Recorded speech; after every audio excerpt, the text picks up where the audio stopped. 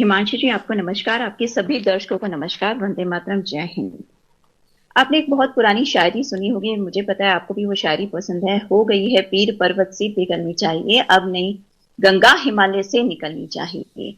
जब राजनीति इतनी तुच्छ हो जाए कि जो देश की सीमाओं, देश की आर्मी पर बार बार आक्षेप लगाने लगे, जब आपका पाकिस्तानी प्रेम आपकी भाषाओं से झलकने लगे, जब आपकी देश विरोधी मानसिकता आपकी सत्ता पाने की लालसा के साथ इस कदर जुड़ जाए, तो कहीं ना कहीं चीजें हर्ट करती हैं और आहत करती हैं। और यही आहत और यही चीज प्रधानमंत्री मोदी जी के अभिभाषण में या उत्तर में आपको नजर आई।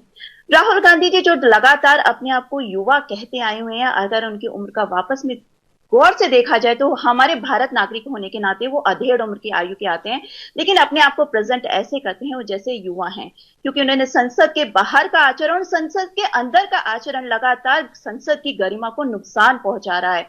वो उस राजनीति के राह पर चल चुके हैं जिसमें उन्होंने ये सोचा था कि जब वो राजनीति पर आएंगे वो देश के स्वघोषित प्रधानमंत्री होंगे और देश की संसद, गरिमा, लोकतंत्र, इन सब का उनके आगे कोई मायने नहीं रखेगा। और संसद की दो तीन चीजें मैं आपको याद दिला दूं, अगर पिछले सत्र की याद हो तो मुझे कभी कभी ऐसा लगता है कि वो प्रॉप्स यूज करते हैं। वो प्रॉप्स में क्या लेते हैं?